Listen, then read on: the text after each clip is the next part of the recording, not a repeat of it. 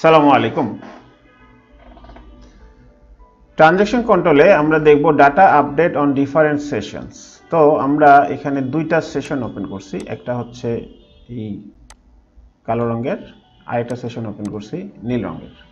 তো এই নীল রঙে আমরা কোন ইউজারে কানেক্ট করছি? সি ইউজারে। আর এখানে কোন ইউজারে কানেক্ট করে আসছি? শো ইউজার দিলে আমরা দেখতে পাবো আমরা এইচআর ইউজারে কানেক্ট করে আসছি। তো এখন আমরা এই জায়গায় একটা আপডেট চালাবো।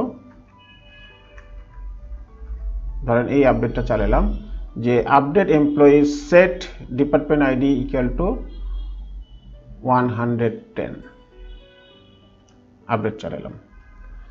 এখন এই আপডেটটা আমি আবার যখন আরেকটা ইয়েতে গিয়ে এখানে এসে যখন আমি চালাবো, তখন এখানে অবশ্যই আমাকে এইচআর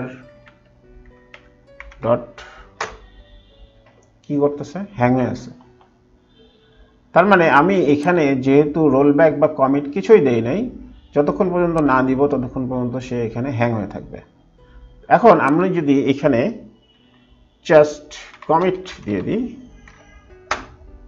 তারপরে এখানে এসে যদি দেখি, দেখেন এখানে আপডেট হয়ে গেছে।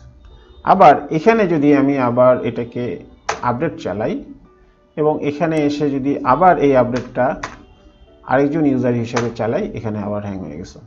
তার মানে এই হ্যাংটা হয়ে থাকবে যতক্ষণ না পর্যন্ত সে কমিট বা রোলব্যাক দিচ্ছে। তাহলে আমি এখানে কমিট দিচ্ছি, এই পাশে ছেড়ে দিচ্ছে। তো এই ছিল আমাদের প্রতিপাদ্য বিষয়, যেখানে আমরা দেখলাম data update on different sessions. আসসালামু আলাইকুম।